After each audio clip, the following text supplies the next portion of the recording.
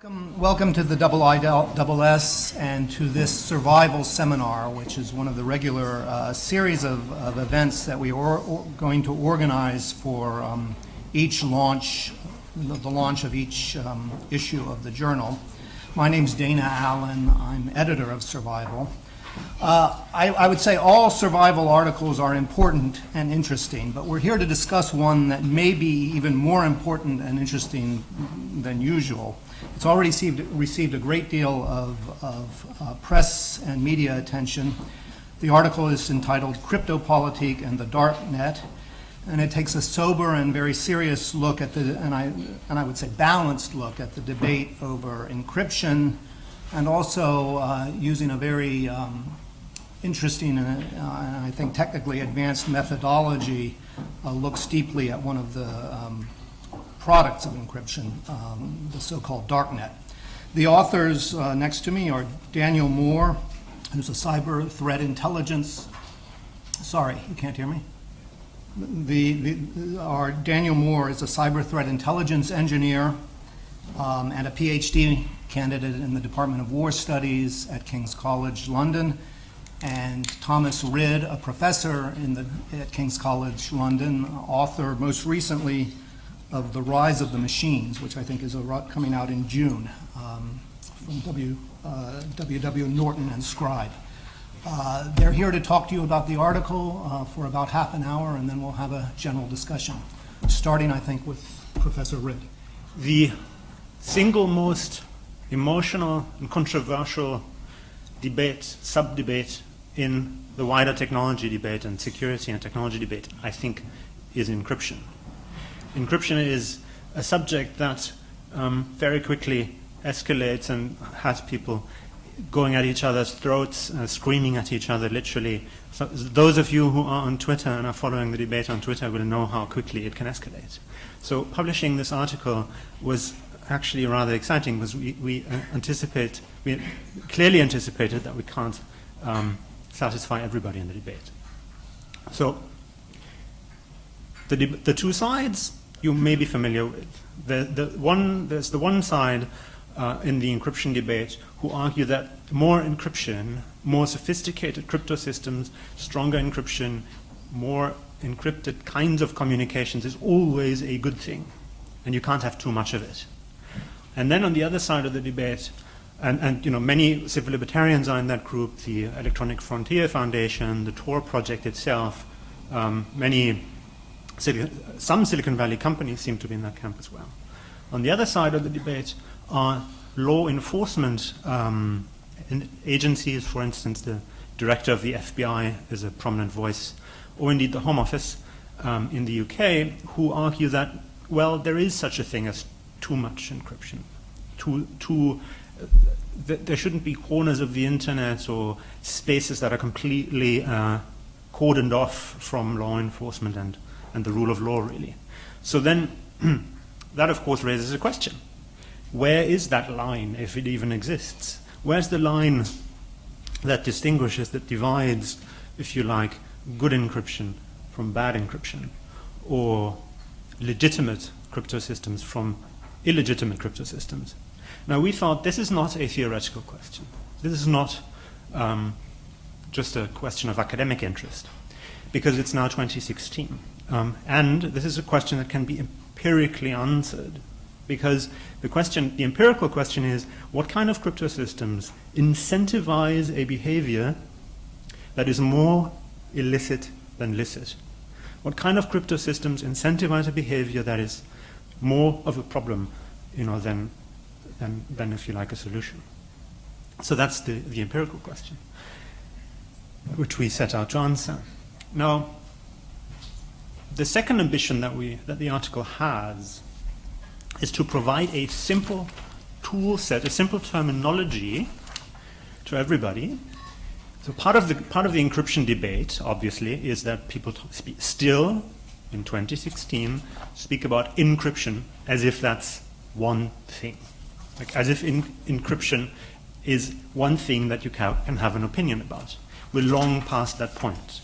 So we try to provide a terminology that allows everybody, even non-cryptographers or non-computer scientists, to speak about encryption in an educated way. So let me give you the gist of that first half of the article. Encryption recreates 5 basic features of human communication. First, and all of them are paper-based, so it's really easy to understand. First, encryption recreates the envelope that you use to wrap a letter into, so it creates privacy through that. Secondly, encryption creates the possibility of signing that letter. So first the envelope, second the signature. So that authenticates a message, because only one person can sign it. The third feature, which came in the history came slightly later, is anonymity. The idea was that maybe you don't want to write your address on that letter, but send it without writing an address. And that you can also recreate that cryptographically. So first the envelope, second the signature, thirdly anonymity, not writing the address. And then fourth, now we're sort of in the in the late 1980s, early 1990s, historically, the fourth feature was cash, making electronic payments cryptographically. So there you have it. Those 4 basic features of human communication, if you like, can be cryptographically recreated, and were indeed cryptographically recreated. None of that is even remotely controversial. And of course, all of those can be enhanced through end-to-end encryption, for instance. That also shouldn't be controversial. Then we come to the 5th property, and that's where Dan will come in just a moment. The 5th property is dark street alleyways, places where you secretly meet somebody to do some sort of transaction. It could be a hotel room, could be a back street, could be a trunk sale somewhere, where one person wants to sell something or offer something, and another person wants to get that something. Could be whatever it is. There are legitimate examples for that as well, non-digital examples. For instance, a flea market that doesn't have registration, or a trunk sale that doesn't have registration. But in modern societies, almost all forms of hidden marketplaces are illegal and illicit. So that's, if you replicate that cryptographically, then you're in the Darknet. That's Tor hidden services. And then we thought, okay, let's look at those dark alleyways of the internet and see what kind of behavior we find there. Knowing that those first 4 properties, envelopes, signatures, anonymity, and cache, or blockchain technology, are not the problem. They're actually good. And GCHQ, for instance, emphasized that. This is a good thing. Now, what happens on the Darknet is the next question. Daniel. I think one of the main goals that we had setting forth in this research is peeling away so many layers of ambiguity. We chose the Tor platform, which is a lot more diverse than a lot of people give it credit for, because it is that controversial, because it sits smack in the middle of this encryption debate that Thomas mentioned. It is used for a great deal of many things, but it earns the reputation for only a few of those. And because of that, we thought it would be a great idea to kind of delve into that platform, really peel away all the different layers and see what's inside, what is the content that is actually hosted within that network, that very content which gives its notoriety today. So that first layer of anonymity ambiguity that we attacked was the difference between the larger Tor network, the actual project, the architecture which it relies on, all those nodes around the world that people connect to and bounce their traffic to stay anonymous. The most common use is the Tor browsing, not hosted content within the network, but rather just people using the Tor project to connect to conventional content around the internet, which may have been blocked somewhere. And you see this around the world. We've seen this play even a key role in some revolutions. We've seen this in Egypt and Syria. We see this continuously in Iran. And you also see the government backlash for the use of that kind of technology. So the first disambiguation that we need to do is we have to draw the difference between the wider Tor project, the Tor browsing, and what we call hidden services, which is that content which is hosted within the network. They use the same infrastructure, the same architecture, but they are definitely distinct in the way that they work. So having done that, we started then looking at what portion do hidden services take out of the larger network. And both research from the Tor project itself, previous empirical research to try to adopt different perspectives for looking at Tor, it all came to the same conclusion that those hidden services are in fact a rather minuscule part of the larger Tor project. They're about 3 to 5% of the traffic. And yet somehow they gain all the attention. And there's quite possibly a good reason for that, which we're going to come up to in a bit, but it's something worth mentioning when it's being covered. That kind of critical approach when looking at technological solutions is how possibly a tiny sliver of the actual technological solution is the one that casts the longest shadow on the rest of the architecture. So having said that, we did choose to look at hidden services because that is the part that is most controversial. And the way we chose to go about it is we wrote some code that was designed to delve into that network and grab as many websites hosted within that are reasonable for the average user to eventually find. And that is also a distinction worth making. The way the architecture is built, it's quite impossible to, at any given moment, grab a complete snapshot of all that there is to offer. There are a lot of types of content hosted within that are not even necessarily websites, and even those that are, because of the way it's built, you unless somebody wants to publish a link to that website or have it hosted somewhere that is accessible, you won't be able to get there.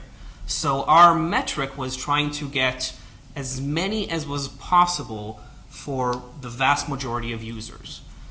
And that's what we did. We went for a few hidden service repositories, these kind of engines that exist on the conventional internet, that took it upon themselves to list thousands of hidden services, kind of to try to shine a light on the Tor Darknet, if you will, and try to make it more accessible for those people and find whatever it is that they're looking for. So we used those websites as a basis. We grabbed every single site that they had to offer and used that as a kind of bootstrap to lift ourselves into the network and start our search, our crawl.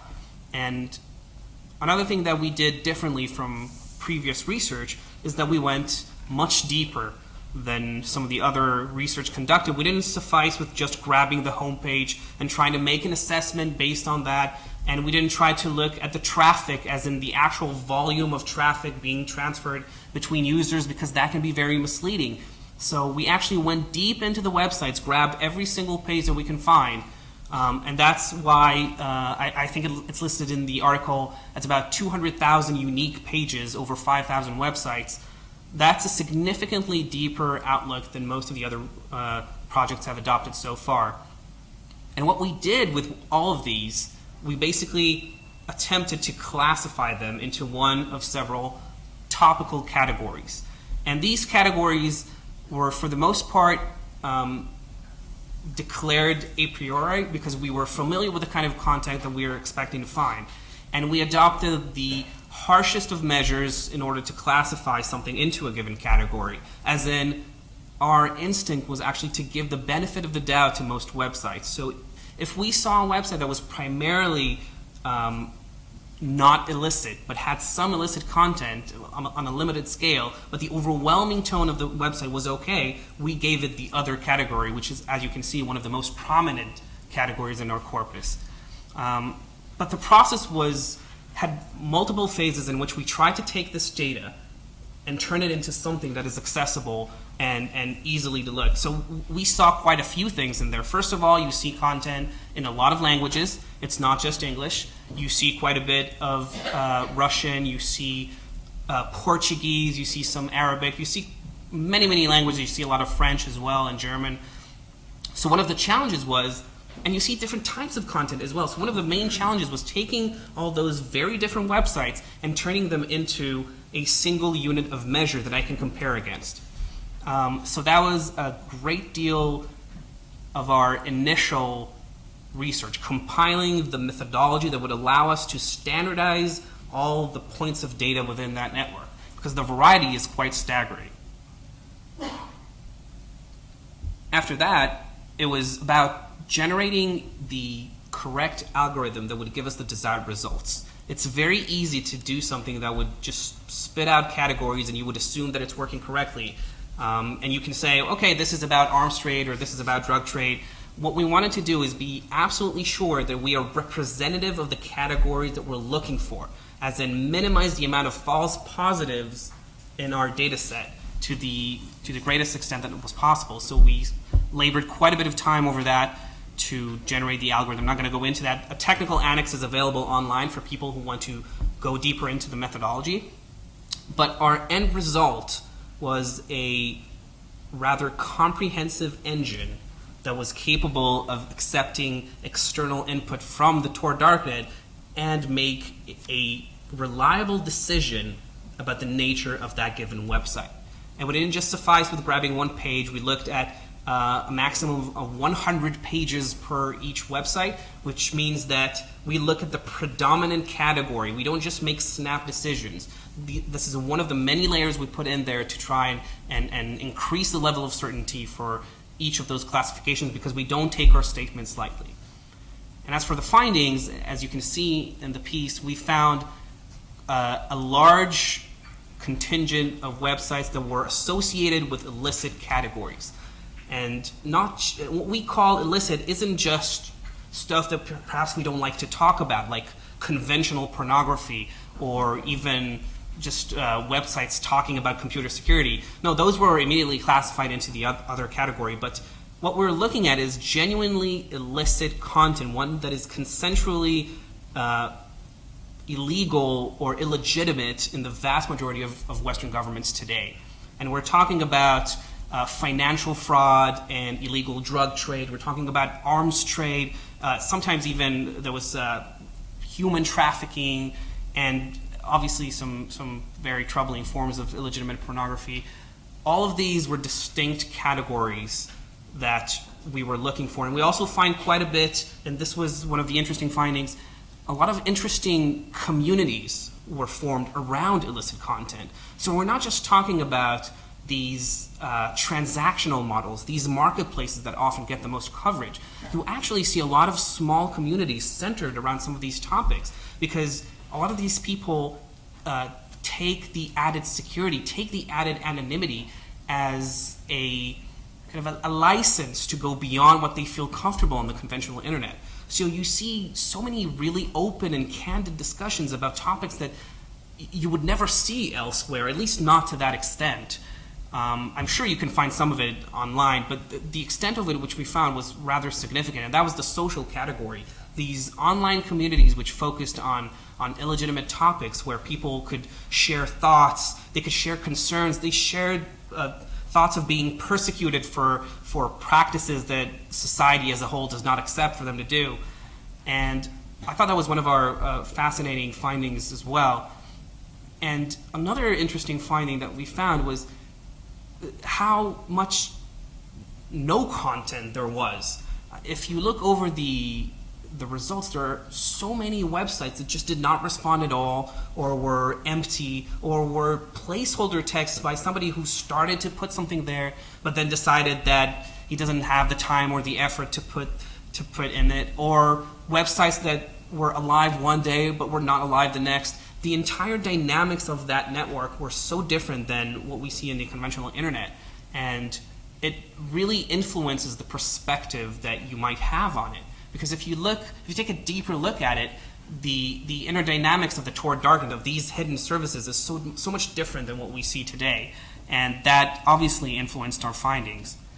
And when we try to take these findings and extrapolate them back into the debate, you can see that there's a lot to be said for considering ahead of time what your technology might be used for.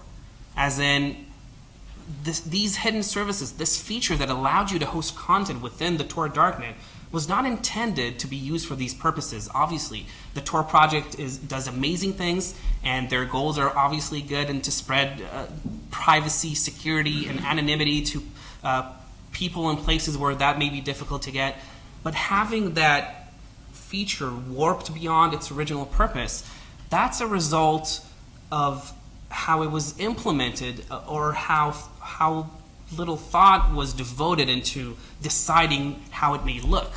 If you read over some of the Tor Project's original design articles, you can see that it was actually meant to, these websites were designed to be more resilient to external attacks rather than be a hub for illicit communities or illegal content. And moving forward, I think one of the things that we have to take away from this is, what are we supposed to do with this as developers, as people creating secure architectures, as people who are a part of this encryption debate and trying to make reasoned decisions moving forward? And I think our results, as they are, kind of shine a light about what happens when architecture roams wild, when it escapes the clutches of its creators, sometimes by design, yielding some not only poor consequences, but also poor coverage, as the Tor project itself is continuously left to fend for itself as it comes to its overall reputation. We're talking about 3% of the overall Tor project that has to account for the rest of it. The vast majority of coverage that you see today is about these aspects of Tor. You hear about the websites, you hear about the marketplaces, you hear about the FBI busting this pedophile ring that they found on the Darknet, and there's a lot of trials going on in the United States about people who are arrested for these kind of things. And yes, that is very significant, and we're obviously not taking this lightly, and our findings are cast an important light on the nature of that part of the Darknet and try to responsibly put it in the larger context. And I think I'll let Thomas tie us all back into that debate. Perfect. Thank you so much, Daniel. Let me take over where Daniel just stopped. That distinction between between the security benefit that Tor hidden services provide and the actual uses. That is the ultimate dilemma here that we are confronting, that a lot of engineers are confronting. Tor hidden services, and mind you, I'm not speaking about anonymous browsing here, but Tor hidden services, onion sites. Can I just ask for a show of hands in the audience? Who has ever visited an onion site? There are a couple of legitimate onion sites out there, so that is completely okay to do. Okay. It's a good crowd. Yeah. So those of you who have visited onion sites may know that the security benefits of doing so are obvious, because that's also why bad people use it. The security benefits is there's no exit node for the technical people in the room, meaning you never leave the Tor networks. It's a very highly secure encrypted architecture. And the other one is there's better authentication. So these are very good arguments. You can't just dismiss them. Maybe the future of internet security looks a bit like Tor hidden services. This is not an argument that we can easily dismiss. But then, of course, there's the abuse of this technology. And of course, our research has shown that abuse there is rampant. So what does that now mean? How can you get the best of both worlds? More Facebooks in and more pedophiles out? That's ultimately the question. Facebook has an onion site, as some of you will know. So how do you get more Facebook into the dark web, the good users, and more bad users out, more criminals out? That is a question that is really, really very hard, because that's exactly here where the line can be drawn.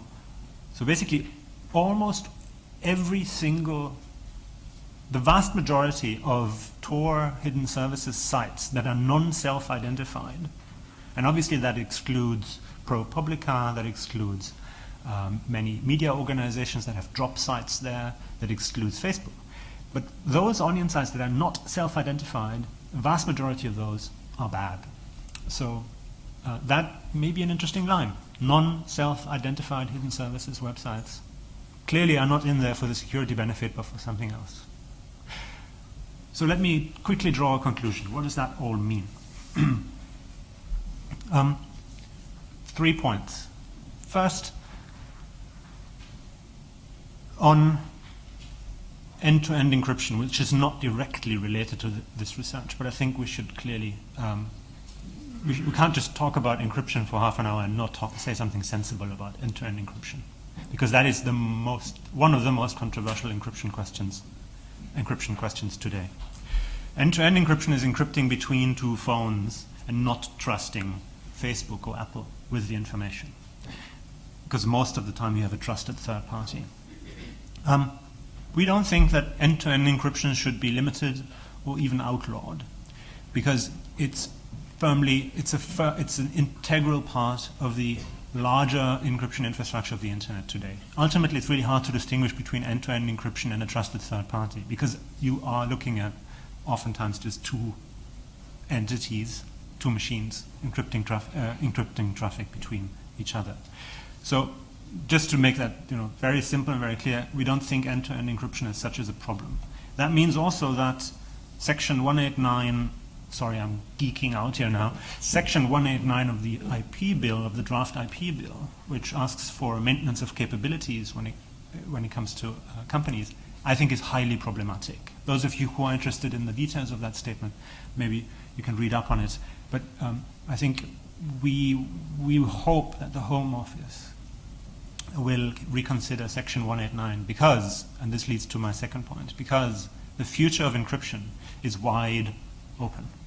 We shouldn't kid ourselves in the UK or in the US and think that we are settling the encryption debate. We are not settling the encryption debate. The majority of internet users today, globally speaking, are living in countries, China and Russia being the two largest markets, but India, of course, is also a huge market, but the debate there is slightly different, and it's also democracy. But the majority of internet users today live in countries that have yet to have an encryption debate. So we are, for better or worse, we are setting the precedents for other jurisdictions. And we have to be very careful to set the right precedent. Apple, Google, and Facebook are already very, very nervous about the UK and possibly also the US setting a precedent that could be useful in illiberal jurisdictions. So that China can say, oh, Apple, look at the UK, look at what they're doing there. Why can't we have the same or perhaps a little more? And that, of course, puts Apple into a very difficult situation. So just saying that UK internet service providers have to obey UK law, that's a rather narrow view on the future of liberty, globally speaking. And finally, just quickly an observation. So what should be done to hidden services then, if that's where that line is between self-identified and non-self-identified hidden services? What should we do about hidden services? And there, I think that is a question for the developer community, for the Tor project itself. We discussed this many times with a lot of different people, and we came to the conclusion that it may be a bad idea to try to outlaw hidden services for a number of reasons. So if we don't want to outlaw it, then we have to have that sensible discussion about how can we get abuse out and legitimate users in. Right now, that discussion is simply not happening because the Tor community refuses to have a sensible, nuanced discussion and instead retreats into its snail house and thinks everybody out there is not making sensible arguments. So that I think has to change. And in the meantime, until that changes, that's the provocative conclusion that we reach at the end, Tor hidden services should be ultimately something like a free fire zone for the most aggressive intelligence methods, for the most aggressive law enforcement methods, and for aggressive academic research into its uses and abuses, because ultimately that is what it was designed for in the eyes of the designers. It is not safe. We've seen many arrests. It's not the most scalable architecture. We've seen arrests made as a result of security flaws within Tor, and we don't know the details of those flaws. There are many details about Tor that we don't know because there's not a lot of transparency. Ultimately, that, I think, is the irony of that subject. Thank you very much. Well, thank you very much. I want to start with, I don't want to take very long for this because I want to open it up to the floor, but let me ask you, maybe each of you wants to answer separately, questions related to the broader encryption debate and then hidden services. First of all, on the broader encryption debate, Thomas, you say the precedent of trying to legally tamper or ban end-to-end encryption would be a very, very bad precedent.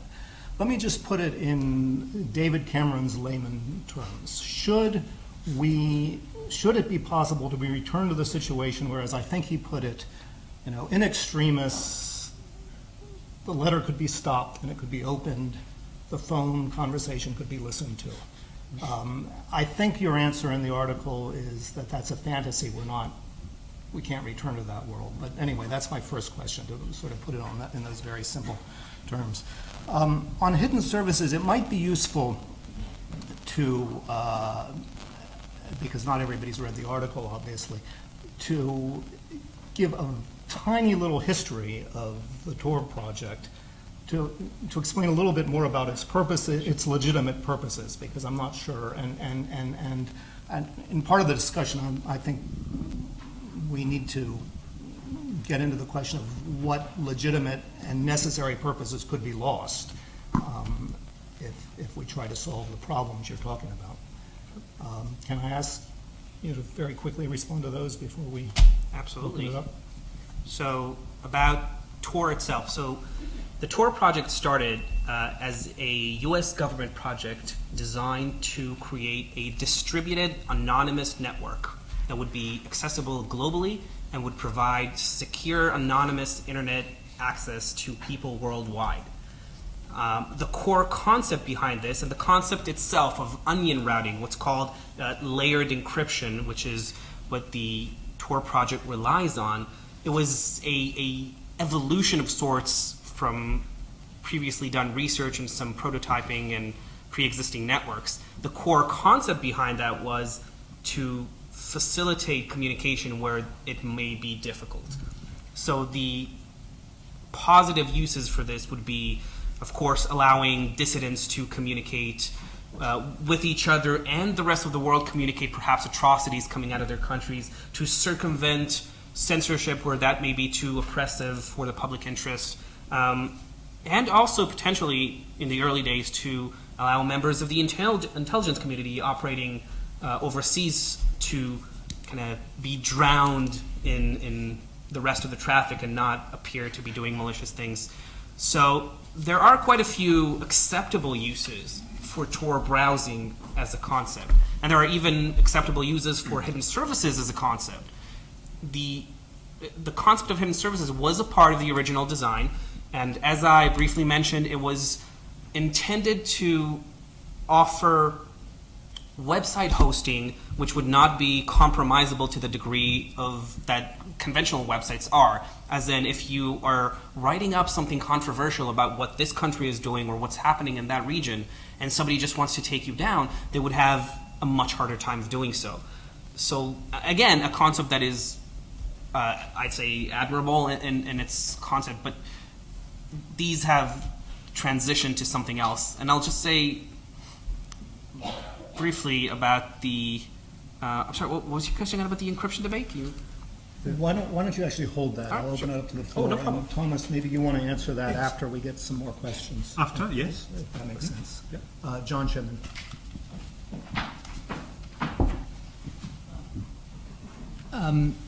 Professor Ridd, you mentioned that the draft investigatory powers bill needed in part to be looked at as the way it might set the precedent for how other illiberal countries might pass their own legislation that would make life complicated for Apple or Google or others. And let me turn that argument on its head, and also the corollary that you drew from that also on its head.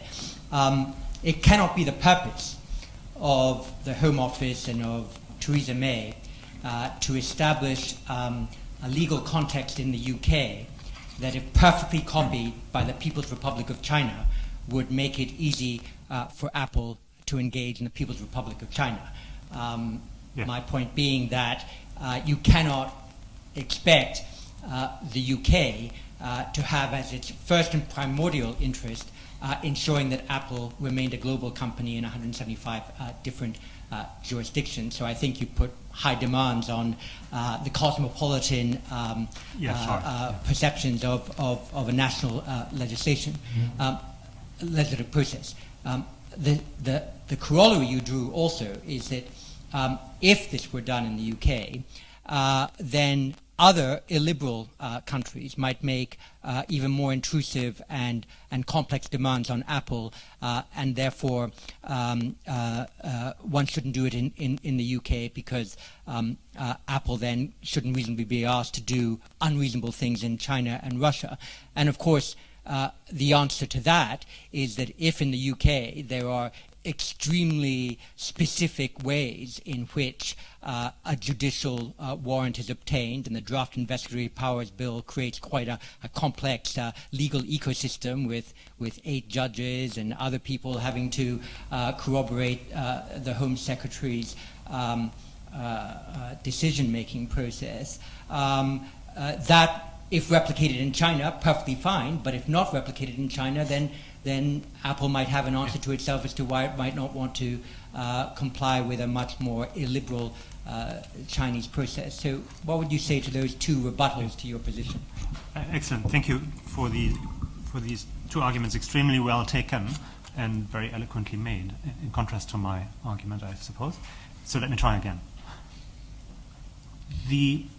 This is not about China, obviously. This is about this is about liberty and setting a precedent that is ultimately one that is appropriate for one of the world's foremost liberal democracies. Full stop here. The problem is that it's unrealistic. The problem is that the suggestion is actually technically unrealistic, and this relates back to the question that Anna was asking about David Cameron's question: would it be okay to return to a situation where the letter can't be read anymore, the phone call not be intercepted anymore? Well, that question in a way doesn't matter because it's already too late. So the horse has bolted. We will never return to the situation where all telecommunication can be accessed by law enforcement. Why? Because there are crypto systems out there that nobody controls, and they've been out there for a very long time. In fact, they've been invented by governments, like in the UK and in the US, PGP being an example. If you have an open source crypto system, so for instance, Wicker is an example. Sorry, let me check the details on Wicker, but PGP would be an example. Tor would be an example. If you have an open source crypto system, you cannot present it with a warrant and say, hand over data on person X, because there is nobody you could present the warrant to. That's one problem. The other problem is there are companies, if you have companies in jurisdictions that are simply not cooperative, who provide communication services in encrypted form, then you can also not present them, realistically speaking, with a warrant. So the idea that that maintenance of capability could even be restored in principle is just technically unrealistic. It will not be possible to do that. In other words, you're creating a disadvantage for large American service providers, especially because they could potentially be coerced into changing their behavior. But many others couldn't, and crypto systems as such couldn't. So basically, by trying to coerce Apple, potentially trying to coerce Apple or Facebook or Google into changing their behavior, you're probably, to put it really equally bluntly, helping the terrorists. You're helping the criminals and helping the militants. Why? Because in response to such an attempt, more developers would be outraged and would rush to improve existing crypto systems, to make them safer, to make them easier to use, to make them accessible to more people, who would then communicate completely in a completely intransparent way for the government. Now, it's not as bad as I described the situation, because thankfully capitalism is coming to our help. Capitalism is coming to our help because the business model of Facebook and Google doesn't incentivize encryption because they sell us data. End-to-end encryption. You have to trust there would be no more Facebook friends if all Facebook data would be encrypted. We don't want that. Yes, please wait for the microphone and identify yourself or not. Batuhan Albaş, postgraduate student at King's College London. Thomas, you mentioned some aggressive methods related to intelligence and law enforcement. So in terms of these methods, do you think we will see a shift towards equipment interference and computer network exploitation rather than hopelessly trying to legislate on this encryption issue? Should I just quickly respond? Sure. Will we see a shift of techniques that are used away from bulk interception towards equipment interference? Equipment interference, Yeah. as we have seen Yeah. last time with the FBI. Yeah. I think we're already seeing that shift. If you listen closely to what people in the intelligence community are saying, both in the UK as well as in the US, and I would always make a very sharp distinction between people in NSA, GCHQ, and people in the rest in the Home Office or the FBI. They have a very different approach, as you would expect. But GCHQ, Kieran Martin's recent statement in front of the Investigatory Powers Tribunal was extremely revealing. He very clearly stated there that encryption is a huge problem, has made bulk interception progressively harder. How much so is very difficult and controversial. But I think it's safe to say that the utility of bulk interception is slowly sloping down and down and down as a result of default encryption. As it's sloping down, the utility of targeted equipment interference is going up and up and up. So there's a shift happening, I think, in larger terms, which of course presents the NSA and GCHQ with unique skills and retooling, if you like, problems. Well, can you explain that a little further? So this retooling and new skills means what? I mean, at this point, it's very difficult to talk. I mean, there's not a lot of information on this on the public domain, so there's a degree of speculation, I say this openly. But doing equipment interference, exploiting vulnerabilities in systems, it doesn't scale as well as big data analytics that you get from bulk interception. So if you have to do more of that, basically you need to invest more labor, more skilled personnel into these kinds of operations. Okay. I'll just quickly add just 2 sentences that you'll probably see a shift towards getting to your targets on their end device rather than going for their traffic. Yeah. Because if you compromise that, you have everything about them. So, and you see this already in several places. Anybody else? Yes.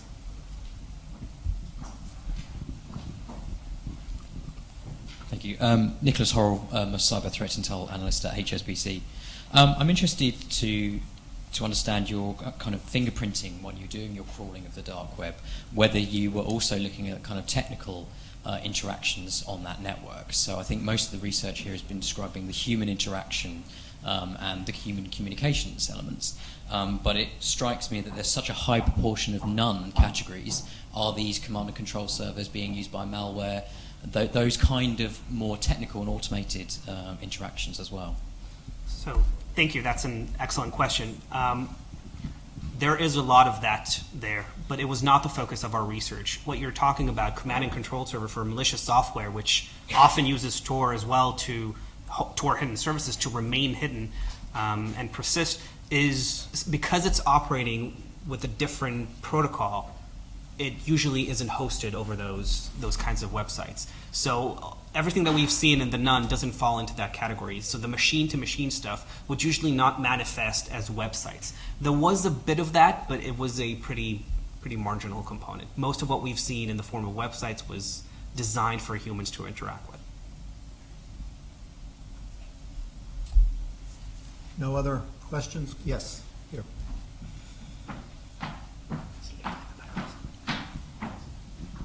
Hi, Jackson Webster, a student across the street at War Studies. Regarding, I think I was at the talk of the Mon with Professor Ridd a few days ago. I think last week talked about bulk collection becoming less and less less and less important. I guess the confusion that I would have as sort of a less technically sophisticated political science student is, why are these agencies putting so much into appealing to legislative bodies to allow for this kind of collection? Is this simply just kind of like bureaucracy catching up with it all, and now they've put a bunch of money into, paying people to build systems for it, or is there sort of an argument to be made for bulk collections still? I guess kind of, is the debate stuck in 2013 with Snowden, is what I'm asking. It's a brilliant question, actually, a really difficult question. I think to a degree the debate is indeed stuck in 2013, and not so much the debate inside government, I would think, but more the debate in the wider public domain, because we don't know what happened in the meantime inside, the NSA and other agencies. So many of the capabilities that were revealed are either revealed in a way that is just wrong, which get repeated in a way that is simply wrong. I mean, for those of you who have seen William Binney, the NSA defector and whistleblower, speak in the last 2 days in London, he's using the PRISM slide as if it's factual. We know the PRISM slide that made the first news is simply not correct. It's simply wrong. The NSA never had direct access to Facebook servers at scale. That just was never the case. It has been corrected by the US government, that piece of information, but it doesn't trickle down to a wider audience. So inside government, which was your actual question, why are agencies asking for these capabilities? Well, I think they're not just asking for these capabilities, they're asking for a wider range of capabilities. And also, just to be precise, we wouldn't argue that bulk interception is completely useless. It's just getting less useful in the wider picture. It's important still as a target discovery mechanism that then allows you to focus on specific targets in a more sophisticated way. There was yes, towards the back of the room, a lady holding up her hand. Yes.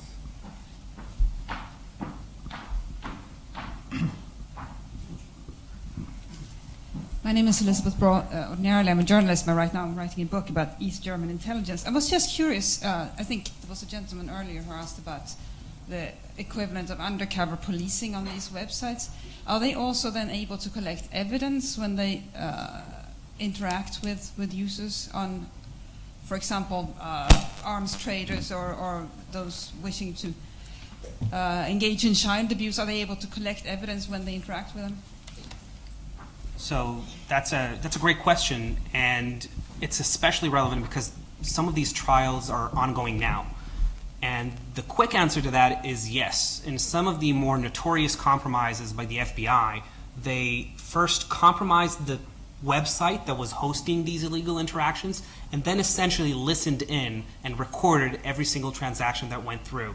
If it was illegal marketplaces, they were aware of every single item being bought and sold. If it was the pornography sites, they were aware of who was accessing it and actively attempting to de-anonymize them by basically attacking them through the compromised site. So all of this was designed to both get to the end user, the ones who are making these interactions, and yes, collect the evidence relevant. So that would be what they bought or what they downloaded, what they were trying to access. Absolutely, this was a key component of these law enforcement operations, was designed to get as much evidence as possible. Right here. Hi there. Eli Jellens. I run a cybersecurity team for a firm called Stroh's Friedberg. In mentioning that there's an element of technical infeasibility in trying to, demand decryption capabilities to legislate the rules of math, if you will. Let's say that some of the parliaments, congresses of the liberal democracies don't heed your suggestion and try to implement such legislation. What do you see as some of the consequences of that kind of failure? That's a good one. Thank you for that. I'll just say that if companies are forced to introduce these backdoors, these possible taps, and I think this is what concerns a lot of the security community, those guys developing the products and the projects. A vulnerability essentially used by law enforcement can be used by other unauthorized entities. You are essentially opening an insecure hole in an otherwise secure system for the possibility of use by law enforcement and intelligence. And you see this in the backdoor debate, and you see this in the weaken the encryption standards debate. The same thing that we allow our own people to do, we possibly allow others. Extremely interesting question, very difficult one also, because it's inviting speculation, but let's do it. There are a few precedents. So some of you may have seen the the Facebook, WhatsApp escalation that happened in Brazil. Was it 4 or 7 weeks ago or something like that, where the Brazilian government wanted Facebook or WhatsApp to hand over, I think, customer information that was actually encrypted for the keys. Okay, sorry. And Facebook didn't budge and said, no, we're not going to do this. And ultimately, I think the judge in case, or the government, I have to look up the details, ultimately Facebook won that fight, which raises an interesting question.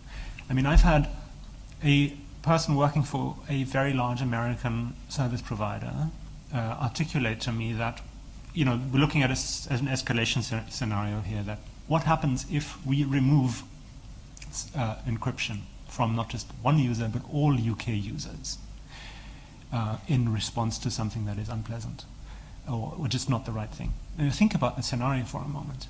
Some of these companies, because so many people, 1/7 of the world's population is using WhatsApp today. Just think about that number for a moment. It's absolutely staggering. This gives these companies extraordinary political power. So, especially in democracies, for obvious reasons. So I think, we've never had a situation other than the Brazilian one that really had a major confrontation between a big service provider and a government. But I wouldn't think that's an unthinkable scenario, ultimately. So I think we have interesting times ahead. Sorry, what's the thinkable scenario? That's if that a company would say, okay, we are removing a certain layer of security from a service in a specific country. That's technically possible. Oh, I see.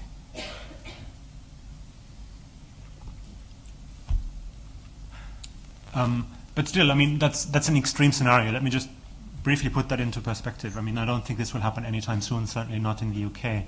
But we have to understand that it's not just a question of coercing or getting companies to change their behavior. If they can also change their behavior in a way that causes serious political problems for governments. And let me just add a final observation that doesn't really respond to any question, but I think it's an important one to make. We, in our research, of course, extracted, I think Daniel mentioned that, Daniel extracted textual information from the dark web only, no image files, because then we would have run into not just legal problems, but also psychological problems, quite frankly. So we didn't look at all these pictures. But that is not the case for many of the agencies in the UK. The National Crime Agency comes to mind first, but also GCHQ and certainly many police forces. They don't have the luxury of only extracting textual information. They actually have to hash these pictures, have to look at these pictures of horrible child abuse in extreme forms. And I think they very rarely even get, just even an ounce of credit for that. It's a very, very difficult job to do, and quite humbling. So I was really happy I never had to look at these pictures. So thank you. We have time for, I think, one more question, and then we should wrap up. Sorry, I'm Christy. I'm a cyber intel researcher. So I think the really interesting question, I think you made a great distinction in terms of Tor and the different directions of the Tor browser, which clearly has massive social benefits, not just for UK users, but for global users, actually better benefits for people outside of the UK and other countries. And the issue we're getting with Tor hidden services. And I wonder if you could suggest potentially a different development path for hidden services. How could we actually make hidden services better? How could we make hidden services have a more useful social function? Obviously, we're trying to rule out here, saying banning outright hidden services or using any very clumsy regulatory approaches. But can you suggest a better path forward on hidden services? What's technically feasible that could improve their social utility while at the same time preserving security for users? No, you did at least have a suggestion in the article, which I don't think you've repeated here. So why don't you say what you say in the article, at least, if you're still with it. So, yeah, thank you. That's a fantastic question, because we've been wondering about that ourselves. And I'll say that there is an ongoing debate now in the Tor community about where to take hidden services, and there's a draft running about how to reform the architecture. And even one of the Tor developers themselves published, along with a few other people, an article a little while ago in which he hinted that you can preserve and enhance the security and authenticity component of hidden services and maybe slightly minusculely compromise the anonymity, because that was not perhaps the all-prevailing desire. And what we're basically going for is perhaps reforming the architecture in a way that would allow for some self-identification more reliably. In which case you preserve the authentication part, the security part, and the anonymity of the users accessing it. But one possible solution would be to use a free HTTPS cert. You now see a project that is supposed to offer free certificates for every website. That's an amazing solution that's going to revolutionize a lot of how we, or possibly revolutionize a lot of how we access data securely. And that you see that Facebook's Onion site has an SSL cert inside the Tor Darknet. They're not mutually exclusive. They work quite well together. And you can get that extra level of reliability if you perhaps go down that route. And I'm not making the claim that that's enough and that's going to solve all our problems. I mean, that could easily be subverted. But yes, reforming the existing architecture in careful ways that are a result of a debate is definitely possible technically. Will you have to perhaps compromise on some of the existing features? Perhaps. Is that necessarily a bad thing? I'm not sure at all. Maybe that's what we want. Maybe that's what will extricate these bad parts and encourage the good parts to come in. Last words, Thomas? Last words. Let me just, I don't know, why not, first of all, thank you for coming. There's so many impressive people in this audience. It's really humbling to see you here. And thank you to you. Let me just say on the public record here that we've been really impressed by the editorial process. You pushed us very hard over an extended period of time, so made the article a lot better, so we really appreciated that. Okay, well, I should give credit to the person who worked most closely with you, which is our managing editor, Matthew Harries, who is on a happy vacation right now, but on holiday. He earned it. In the meantime, I hope you all join me in thanking our speakers. Thank you.